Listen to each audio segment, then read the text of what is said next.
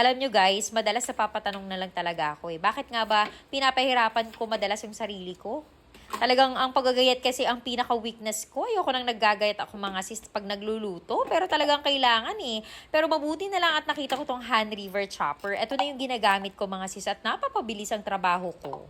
O ano nga ba ang kailangan gawin? Ilagay nyo lang yung sibuyas, bawang o kung ano man ang gusto nyong pinuhin at pati na rin ang blade sa loob. And of course, kailangan hindi baliktad yung takip kasi pag baliktad yung takip niyan, ay hindi yan gagana.